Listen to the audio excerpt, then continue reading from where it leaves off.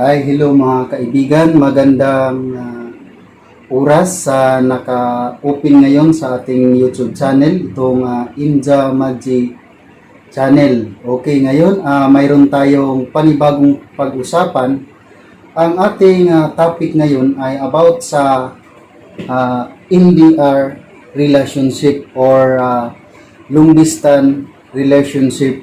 Kasi kasagaran na mangyari pag di natin alam ang mga paraan, maraming may mga pamilya naghiwalay or hindi nagkaintindihan, ang iba mayroon na rin ibang mga kinakasama, kaya naging hindi successful yung buhay ng isang LDR relationship. Oh my God! Wow! Mayroon tayong 10 tips mga kaibigan para sa long distance relationship. Unang-una, itong tinatawag na communication. At saka yung pangalawa, yung tinatawag na presence. At saka yung pangatlo ay tinatawag na pride. At saka yung pang-apat mga kaibigan is yung tinatawag na effort, at saka yung panglima, commitment, at saka ang pang-anim mga kaibigan, yung tinatawag na happiness, at saka ang pampito, yung tinatawag na attitude, pangwalo ay trust, at saka pangsiyam ay yung tinatawag na loyalty, at saka yung the last, pangsampo mga kaibigan, ito ang tinatawag na be content. So, yan ang pag-usapan natin ngayon mga kaibigan. So, stay lang kayo sa ating channel para malaman natin ang mga tips para sa ating mga ka-LDR relationship. Raul, ang lalaki sa buhay ko. Raul, ang gwapo mo, Raul. Maghumis dili ka. Apoy, Roy, ligtas mo ako! Raul, wala ko pakialam. So, mga kaibigan, umpisa na tayo sa ating topic ngayon. Ang topic natin ngayon ay, gaya ng sinasabi ko kanina, yung tinatawag na LDR relationship. So, unang mga kaibigan, itong tinatawag na communication. So, dapat sa communication mga kaibigan, kahit gaano ka kabisi, may time ka pa rin sa kanya. Always find a way para makausap man lang siya kahit isang beses sa isang araw. Kahit simpleng message lang, okay na sa kanya yan. Ang mahalaga, may communication kayong dalawa, di ba? Oh, yun ang importante. Tapos, ang pangalawa mga kaibigan, itong tinatawag na presence. Presence, no? Itong tinatawag na presence. Ang presence mga kaibigan, palagi mong iparamdam sa kanya na mahal mo siya. Kahit malayo ka pa sa kayo sa isa't isa, iparamdam mo yung presence mo, yung tipong kahit malayo ka, parang nasa tabi mo lang siya. Suportahan mo rin yung mga gawain niya, no? So, pangatlo mga kaibigan, itong tinatawag na pride. Kahit mag-away kayo, huwag niyong isiping bitawan ang isa't isa. Matutong magpakumbaba. Huwag ninyong palipasin ang isang araw na mag-away kayo. Hanggat kayang ayusin niyo na agad. Ibaba minsan ang pride, hindi yung galit ka, galit rin siya. So, mahirap yun, no, mga kaibigan. So, hanggat may time, ayusin na agad para hindi maging re-resulta sa tinatawag na hindi pagkaintindihan at magkahiwalay kayo. Mahirap, masakit sa buhay pag ano na mga sitwasyon mga kaibigan.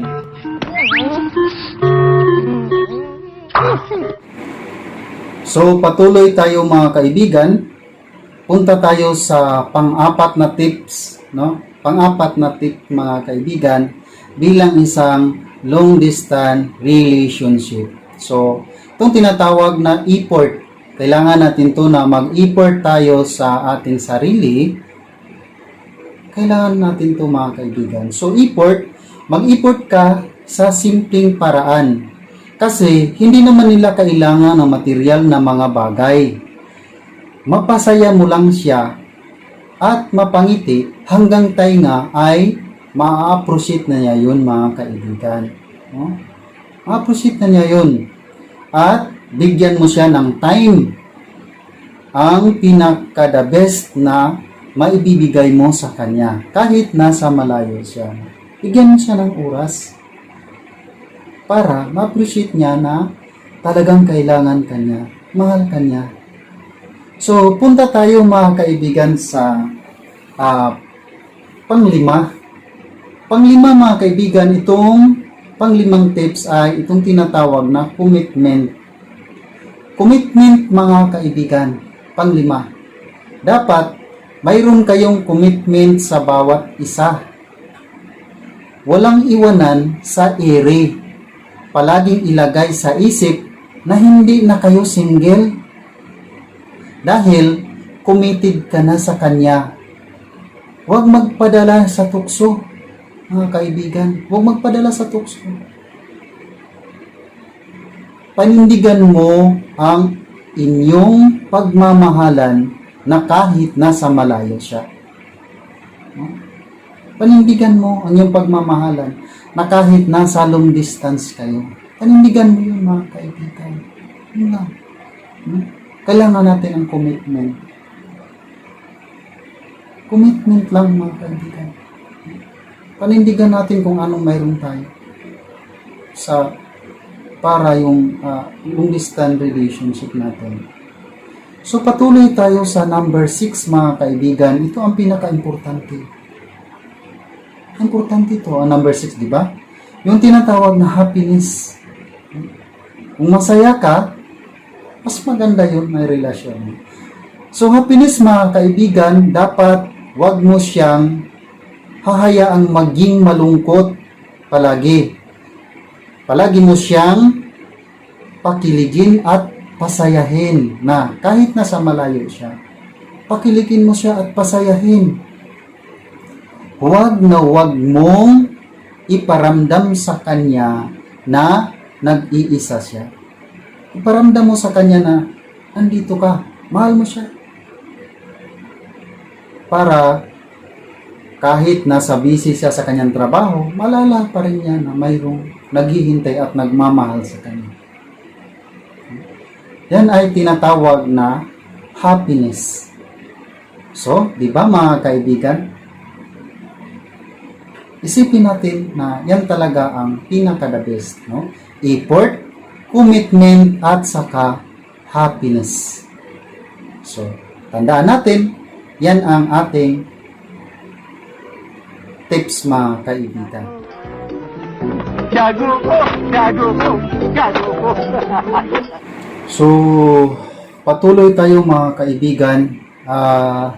Hindi natin isipin na tayo ay maging tulala or para tayong gago na tao, no?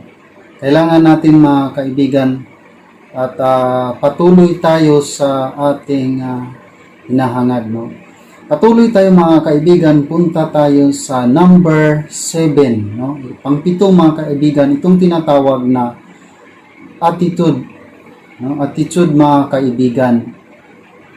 Sa attitude mga kaibigan, kung may hindi kayo na pagkasunduan sa ugali ng bawat isa, pag-usapan itong mabuti. Matuto tayong mag-adjust para sa isa't isa. No? Yan lang, matuto tayong mag-adjust para sa ating long distance relationship. So, ito mga kaibigan, punta naman tayo sa ating pang-8. Ito ang tinatawag na trust. No? Kailangan natin to. Ito ang pinaka kailangan, no? Trust. So, ito ang isa sa pinakasusi sa long distance relationship.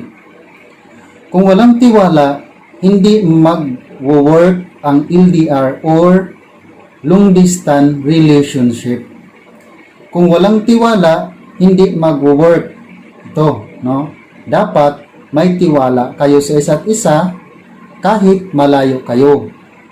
Kampante kayo na hindi magluluko ang isa sa inyo Trust is the key. No? Yan ang dapat mga kaibigan. No? Trust is the key. No? So, patuloy tayo, punta tayo sa pangsiyam mga kaibigan. No? Pangsiyam. Itong tinatawag na loyalty. No? Loyalty. Be loyal and people kapag may lumandi sa iyo, sabihin mo sa kanya. Sa ganoong paraan, ma-appreciate ka niya ng sobra. Iisipin niya din na wala kang balak na lulukuhin siya. Ano? Wala kang balak na lulukuhin siya mga kaibigan. So malaki yung tiwala niya sa iyo dahil sa mga ganun na paraan, lagi mo siyang pinapaalam na ganito ka, mayroong mga ganitong mga pangyayari. Sabihin mo sa kanya kung ano yun. No? Loyal, maging loyal tayo sa kanya. No? Ito na ay tinatawag na loyalty. So mga kaibigan, patuloy tayo sa pang-sampo. Pang-sampo mga kaibigan, ito ay tinatawag na be contented. Be contented mga kaibigan. Lastly, dapat makontento ka kung anong mayroon kayo. Makontento tayo kung anong mayroon tayo. Huwag mong hanapin sa iba yung mga bagay na hindi niya kayang ibigay. Mahalin mo siya kung ano at sino siya. Yun. Mahalin mo siya. Kung ano siya. Kung ano ang mayroon sa kanya. Be content. Yun ang dapat mga kaibigan. Dahil yun ang napakamahalaga pag tayo ay nasa long distance relationship. Mayroon tayong 10 na mga tips. Sana mga kaibigan ay ma-apply natin sa ating sarili na ito ay napakamahalaga na ating gawin, na ma-apply natin sa ating sarili. Mayroon tayong attitude, trust, loyalty, be content sa ating sarili. Dahil ang buhay na LDR relationship ay napakahirap, no? Kaya kailangan natin intindihin ang lahat ng mga bagay, mga sitwasyon na dapat natin gawin. Yun ang kailangan mga kaibigan. Para pagdating sa panahon na kaya natin gawin to, walang imposible pag ang tiwala natin sa isa't isa ay ng ating ginagampanan. Mahalaga yun sa buhay natin mga kaibigan. So, maraming salamat sa panunood sa ating channel. Sana mga kaibigan, huwag ninyong kalimutan na i-like or mag-subscribe na rin sa ating YouTube channel at pindutin nyo na rin ang bell button para updated kayo sa lahat ng mga video na i-upload ko sa channel na ito. So, maraming salamat at God bless sa ating lahat. And then, be content sa ating mga sarili. Bye-bye! Ingat!